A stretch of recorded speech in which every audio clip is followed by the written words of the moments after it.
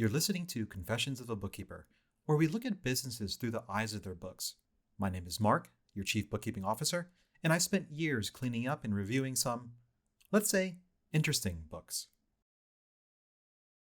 If you're a California attorney, chances are your inbox has been lighting up with state bar notices, CTAPP registration reminders, trust accounting webinars, compliance declarations, even optional training invitations that don't necessarily feel very optional. It's enough to make you wonder if the state bar quietly changed its job title from regulating ethics to auditing your bookkeeping. And you might be thinking, why now? Why after all of these years? Is everyone suddenly talking about monthly reconciliations and ledgers like it's breaking news? Here's the thing. None of this is new. The state bar didn't just invent these requirements 3 years ago. They've actually been around for more than 30 years. What's new is that the bar has finally started checking. And we have the Tom Girardi scandal to thank for that.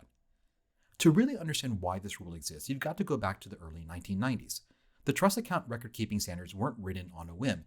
They were created because of repeated high-profile cases of lawyers misusing client funds or just straight up stealing them. The principle is simple. Segregation and verification protects the client.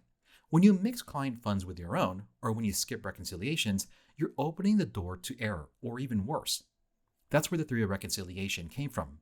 Your bank statement, your trust journal, and your client ledgers. They all need to tie out to the penny every month. It's one of the simplest and most effective internal controls in professional accounting.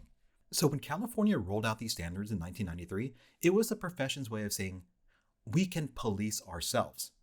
That rule, the one that every attorney is now hearing through CTAPP, has been there ever since. So let's rewind again. It's 1993. California adopts the trust accounting record-keeper standards under Rule 4-100C. Every attorney with a client trust account is required to maintain journals, ledgers, bank statements, and monthly reconciliations. Fast forward 2018, the state bar renumbers and reorganizes the ethics rules. Rule 4-100 becomes Rule 1.15. Same language, same reconciliation requirement, just a new number. And then comes 2020 to 2022, the Tom Girardi fallout. Girardi was accused of stealing millions of dollars meant for his own clients, victims of air crashes, burn injuries, and other major cases. Investigations found not only massive theft, but decades of complaints that were ignored or closed by the bar itself. That turned into a crisis of confidence and even a political problem for the State Bar of California.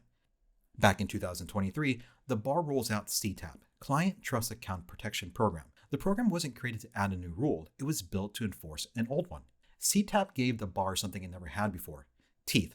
It's the accountability system that should have existed decades ago. So what actually changed? In short, the consequences.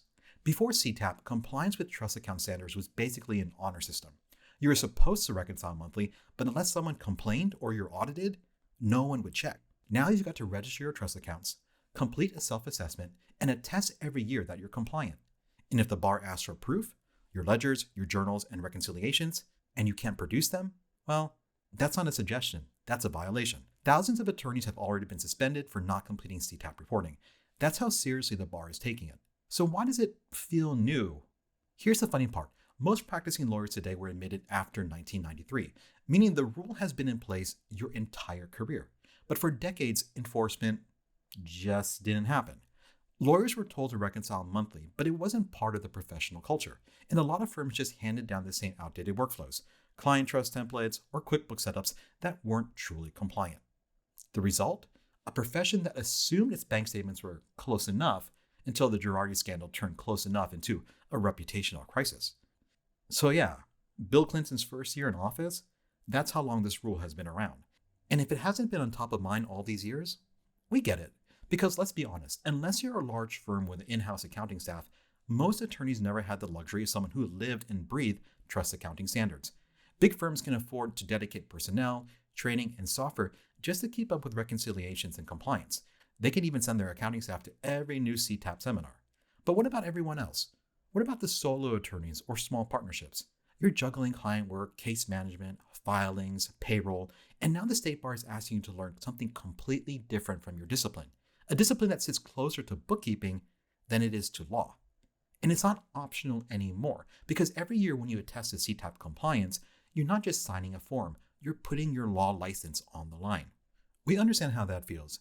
You didn't go to law school to learn bank reconciliations, and yet here we are, where an accounting error can become an ethics violation. And let's not ignore the bigger picture. The state bar is collecting renewal fees. They're earning interest from IOLTA deposits that's supposed to fund access to justice initiatives. And now, after spending millions developing CTAPP, they're turning around and asking small firms, the ones already serving the community, to absorb the cost of that enforcement. So yes, the rule protects clients.